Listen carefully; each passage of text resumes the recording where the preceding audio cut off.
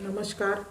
मैं मंगला पांडुरंग भंवर KTHM महाविद्यालय नासिक। आज का हमारा विषय है मधु कांकरिया के उपन्यासों में सामाजिक आयाम।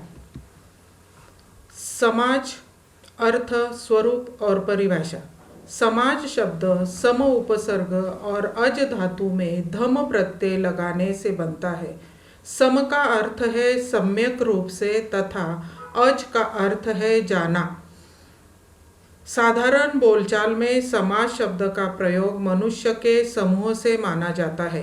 प्राचीन काल से मनुष्य को अपना अस्तित्व बनाए रखने के लिए और अपना विकास करने के लिए सामाजिक संबंधों की आवश्यकता पड़ती है। पारस्परिक मेल मिलाप पर आधारित इन्हीं संबंधों को ही समाज का नाम दिया जाता है। प्रत्येक समाज की अपनी मान्यताएं, रीति रिवाज एवं परंपराएं होती है। वे भिन्न भिन्न व्यक्तियों को एक सूत्र में बांधने का कार्य करती है। प्रायः हर युग के रीति रिवाज एवं जीवन मूल्य समयानुकूल परिवर्तित होते रहते हैं। भ्रूण हत्या। प्रतियोगिता दर्पण हिंदी मासिक अप्रैल 2016 में भी लिखा है कि विश्व में लड़कियों का लिंगानुपात अधिक है। ऐसा ही होता रहा तो 2030 तक महिलाओं के मुकाबले पुरुषों की संख्या 30 गुना अधिक हो जाएगी।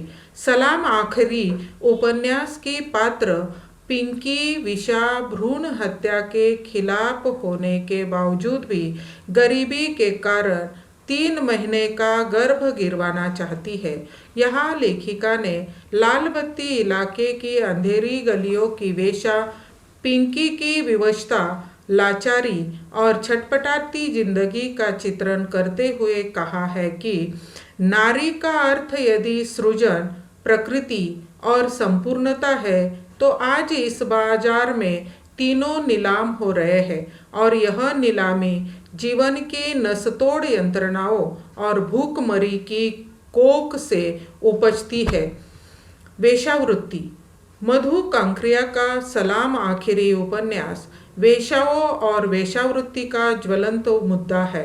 इसमें वेश्यावृत्ति के कारणों की जांच पड़ताल की गई है। यह उपन्यास न तो यथार्थ का कोरा विवरण है और न सामाजिक समस्याओं का प्रतीकीकरण। इसमें चित्रित घटनाओं को लेखिका ने उस सड़ांध के बीच जाकर प्रत्यक्ष देखा है। कोलकाता के सोनागाछी रेड लाइट एरिया की अंधेरी गलियों में जाकर वेश्याओं से साक्षात्कार कराते हुए उनके भिन्न भिन्न रूपों को, उनकी व्यथाओं को जानकर समाज की संवेदनहीनता और कठोरता पर प्रहार करते हुए कहा है कि वेश्यावृत्ति बढ़ने के 3 कारण हैं। 1. अर्थ प्राप्ति, भूखमरी और धोखाधड़ी। नशाखोरी। नशाखोरी हमारे समाज को, हमारे देश को तेजी से निगलते जा रही है। आज शहर और गांवों में पढ़ने खेलने की उम्र में स्कूल और कॉलेज के बच्चे एवं युवा वर्ग मादक पदार्थों के बहुपाश में जकड़ते जा रहे हैं। पत्ताखोर उपन्यास का आदित्य भी इस बीमारी का शिकार हुआ है। पुरी से वापस घर आने के बाद 1.5 सप्ताह के बाद नशे की मस्ती उसका पीछा करने के कारण आदित्य ड्रग एडिक्ट हो चुका है। आदित्य एक दिन अपनी नशे की आदत पर पछताता है। वह उस मनहूस घड़ी को कोस रहा था जिसने उसे नशे का रास्ता दिखाया। वह आने वाली पीढ़ियों को नशे की सुरुंग में झोंककर बर्बाद नहीं करना चाहता था।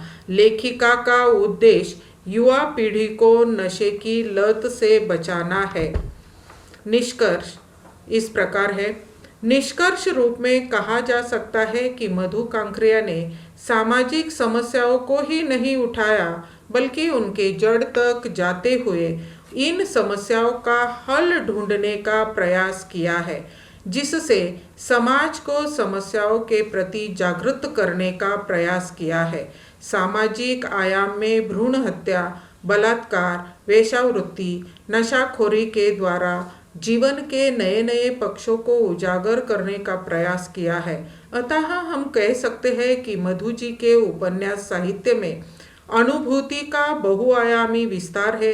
लेखिका समय के जख्मों पर शब्दों का उम्मीद भरा मरहम लगाती हुई नजर आती है।